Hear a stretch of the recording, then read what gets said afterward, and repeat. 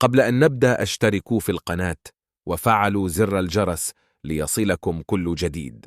عودي كريستيانو رونالدو بتهمة الزنا. وكان رونالدو تواجدا في إيران في وقت سابق من شهر سبتمبر الماضي لمواجهة فريق بيرسيبوليس رفقة النصر في دور مجموعات دوري أبطال آسيا. وتحصل رونالدو على هدايا من المشجعين، إحداها كانت لوحة من الفنانة فاطمة حمامي التي تعاني من الشلل بنسبة 85%، وتستخدم كرسيا متحركا للتنقل ولا تستطيع استخدام يديها، وترسم بقدميها بدلا من ذلك. وبحسب تقارير صحفية إيرانية، رونالدو يواجه عقوبة 99 جلدة بتهمة الزنا بعدما تبادل العناق مع فاطمة وقبلها على خدها، وهو ما يعد ممنوعا في القانون الإيراني طالما هو في علاقة مع امرأة أخرى.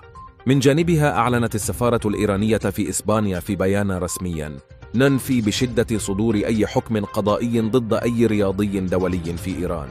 وتابعت: مما يثير القلق أن نشر مثل هذه الأخبار التي لا أساس لها من الصحة يمكن أن يلقي بظلاله على الجرائم ضد الإنسانية وجرائم الحرب ضد الأمة الفلسطينية المضطهدة.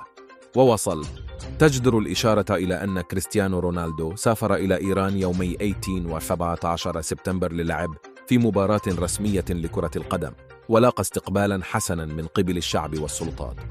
واختتمت: كما حظي لقاؤه الصادق والإنساني مع فاطمة حمامي بإشادة وإعجاب الشعب والسلطات الرياضية في البلاد.